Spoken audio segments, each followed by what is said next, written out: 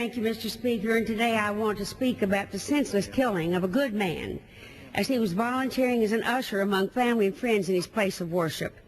Dr. George Tiller was shot to death, as all most of us know, at his church in Wichita, Kansas on the 31st of May. A single gunshot fired by a man who apparently has a long history of animosity to the women's right to choose ended the life of a man who's dedicated his life to helping others and was a stark reminder to all of us of the raw emotion surrounding this issue.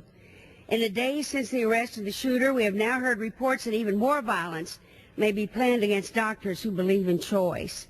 And while this kind of violence is deplorable, it seems to me that this act is particularly villainous because it took place in a house of worship.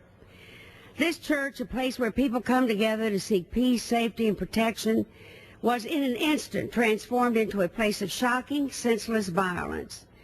Our places of worship are meant to be peaceful refuges for those who seek serenity in times of turmoil and safety in times of hostility. The sanctity of these places is honored at all times and without regard to denomination. There should be no exceptions to this rule that we are taught early and provides us with a structure for our interaction with other faiths and beliefs. Only the most evil can bring violence into these sacred buildings. To defile houses of worship with bloodshed is nothing less than villainous, and we should not tolerate such actions in a civilized society.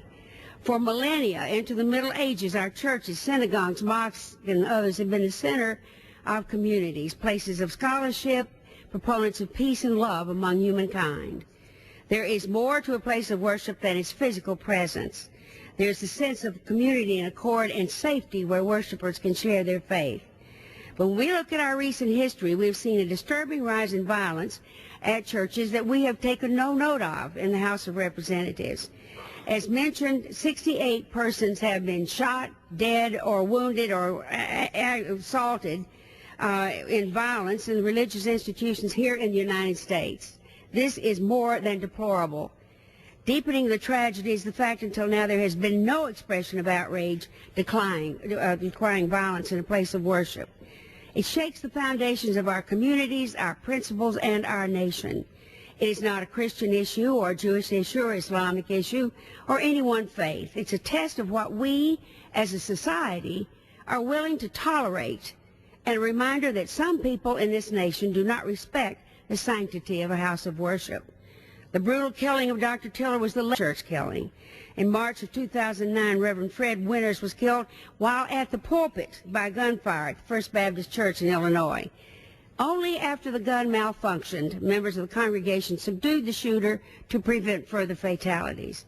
Reverend Donald Fairbanks, Jr. was fatally shot at the 9th Street Baptist Church of Covington, Kentucky in November 2008. Visiting from his Cincinnati, Ohio church to attend a funeral for a woman with relatives in his congregation. And grief turned to fear as the gunman opened fire in the church. July 2008, an usher and a guest were shot and killed during the opening act of a children's play in Knoxville, Tennessee. The gunman walked into the sanctuary carrying a guitar case with a 12-gauge shotgun. He is said to have fired over 40 shots, killing 2 and injuring 7. In May 2006, 5 family members killed by a gunman who opened fire during a church service at the Ministry of Jesus Christ Church in Baton Rouge, Louisiana. The whole family was wiped out, and the shooter's wife was abducted from the church and killed nearby. One of the most upsetting and recent memories started in 1999 when a lone gunman massacred 7 worshipers and wounded 7 others at a youth celebration. 150 teenagers that were all taking place in the sanctuary of the Wedgwood Baptist Church at Fort Worth, Texas. 150 teenagers. The assault was one of the worst ever, and I know there was a tremendous sense of loss after that awful act. Why doesn't America care about this? Why have we said absolutely nothing about it? Why are we now allowing concealed weapons to be carried in federal parks where, frankly, I hope most people will not be able to go in any notion that they might come out of there alive? Dr. Tiller's family held a memorial service for him over the weekend after his burial on Friday, and he was remembered by all 4 of his children for his care and devotion as both physician and father. It's a senseless tragedy, and so I offer this resolution and hope that all members of this House will say no more.